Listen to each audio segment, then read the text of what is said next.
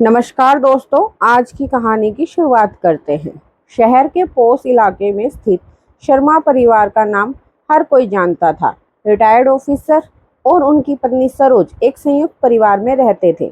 उनका बेटा एक मल्टीनेशनल कंपनी में सीनियर मैनेजर था और बहू गरिमा एक पढ़ी लिखी आत्मनिर्भर लड़की थी जो शादी के पहले एक प्रसिद्ध न्यूज चैनल की एंकर रह चुकी थी। शादी के बाद गरिमा ने नौकरी छोड़ दी सरोज देवी की इच्छा पर, क्योंकि उसकी सास नहीं चाहती थी कि वह आत्मनिर्भर रहे।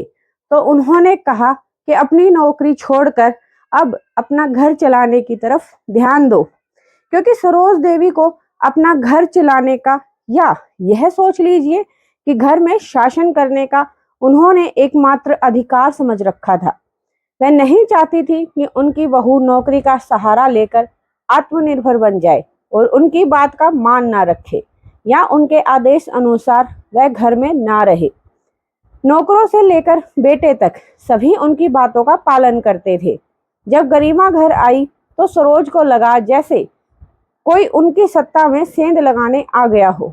गरिमा हर काम शांति और समझदारी से करती थी, लेकिन आत्मनिर्भर सोच और स्पष्ट विचार और आत्मसम्मान उसके सास सरोज को चुभता था। वह चाहती थी कि गरिमा बिना सवाल किए हर बात को माने, ठीक वैसे ही जैसे उन्होंने अपनी सास के आगे सर झुकाया था। शादी के 3 महीने के बाद ही टकराव शुरू हो गया। रसोई में घी डालकर सब्जी बनानी चाहिए, क्या यह हेल्दी खाना बनाती रहती हो? सरोज ने एक दिन सबके सामने कहा। गरिमा मुस्कुराई और बोली, मम्मी जी, घी भी जरूरी है, पर दिल की सेहत भी सबसे ज्यादा जरूरी है। सुमित को हाई कोलेस्ट्रॉल है ना, इसलिए थोड़ा घी का इस्तेमाल कम करती हूँ।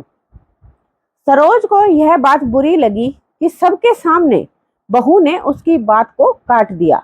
धीरे धीरे सरोज हर बात में गरिमा की आलोचना करने लगी। कपड़ों पर, उसके चाल चलन पर, मोबाइल पर बात करने पर भी, यहाँ तक कि गरिमा के हंसने बोलने पर भी अब रोक टोक होने लगी थी। सुमित एक अच्छा बेटा था, लेकिन बीच का रास्ता पकड़ने वाला भी था। अपनी माँ का दिल नहीं दुखाना चाहता था और पत्नी से भी शांतिपूर्ण संबंध बनाए रखना चाहता था। लेकिन उसकी चुप्पी गरिमा के लिए असहनीय होती जा रही थी, जबकि उसकी माँ गरिमा को हर बात हर पल नीचा दिखाती रहती थी।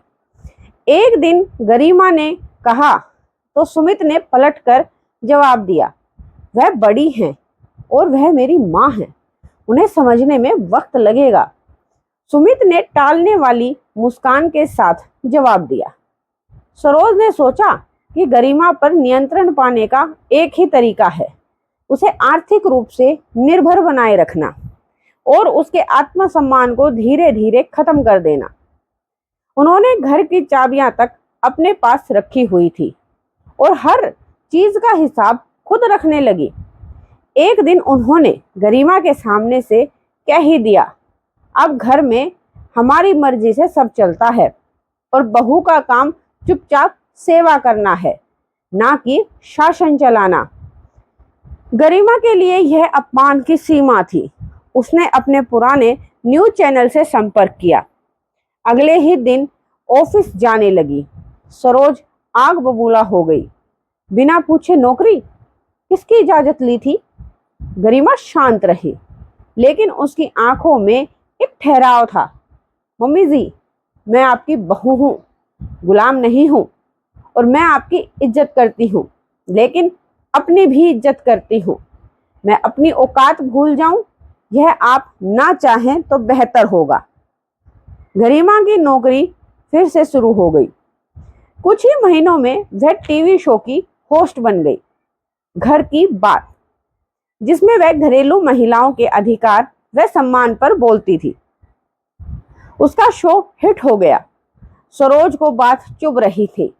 लोग अब गरिमा को पहचानने लगे थे। पड़ोस की महिलाएं उसे मिसाल मानने लगी थी। एक दिन सरोज के पुराने मित्र घर आए। उन्होंने कहा, सरोज जी, आपकी बहू तो कमाल है, टीवी पर क्या बोलती है, बिल्कुल सटीक, एकदम साफ, और बातें ऐसी कि दिल में चुभ जाएं। सरोज सुनकर मुस्कुरा ना सकी। एक दिन बहस इतनी बढ़ गई कि सरोज ने कह दिया, गरिमा, अगर तुम्हें इतना ही अधिकार चाहिए तो अपने मायके चली जाओ। गरिमा ने सामान पैक करना शुरू कर दिया, लेकिन जाते जाते उसने कहा, मैं जा रही हूँ मम्मी जी, लेकिन एक बात समझ लीजिए, बहू की चुप्पी उसकी औकात नहीं बताती है, उसकी तहजीब दिखती है। जब बहू अपनी औकात दिखा दे तो बड़े से बड़े घरों की नींव हिल जाती है। गरिमा एक आत्मनिर्भर औरत थी। वह मायके नहीं गई, बल्कि एक किराए में फ्लैट में रहने लगी। सुमित कई बार मिलने आया, पर वह कठोर बनी रही। जब तक तुम अपनी माँ के सामने मेरा सम्मान नहीं कर सकते, मैं लौट नहीं सकती सुमित तुम्हारे साथ। सुमित धीरे धीरे बदलने लगा। उसने अपनी माँ से कहा, माँ, गरिमा ने कुछ गलत नहीं किया। आपने उसके आत्मसम्मान को कुचलने की कोशिश की। अगर आपने बदलाव नहीं किया तो मैं भी अलग हो जाऊंगा। सरोज चुप रही। वर्षों का अहंकार उनके भीतर बैठा था, लेकिन बेटे के तेवर देख वह विचलित हो गई। 1 महीने के बाद सरोज खुद गरिमा के ऑफिस गई। हाथ में गुलदस्ता और आंखों में पश्चाताप था। बहू गरिमा, मुझे माफ कर दो। मैंने रिश्तों में औकात ढूंढी, प्यार नहीं। तुमने मुझे आईना दिखा दिया। गरिमा की आंखें भी नम थी, पर होठों पर मुस्कान थी। मम्मी जी, जब रिश्तों में इज्जत होती है तो औकात की जरूरत नहीं होती।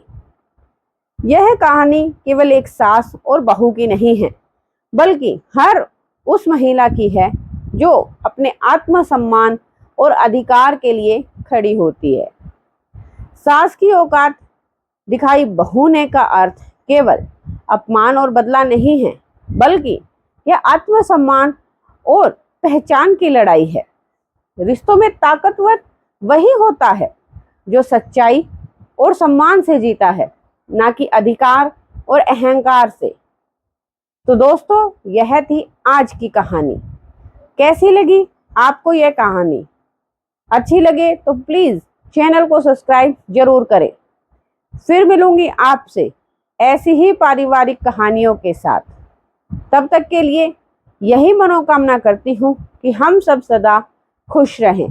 धन्यवाद। और मुझे कमेंट सेक्शन में कमेंट करके जरूर से बताया करें कि आपको मेरे द्वारा कही गई कहानियाँ कैसी लग रही हैं। आपके कमेंट का मुझे इंतजार रहेगा।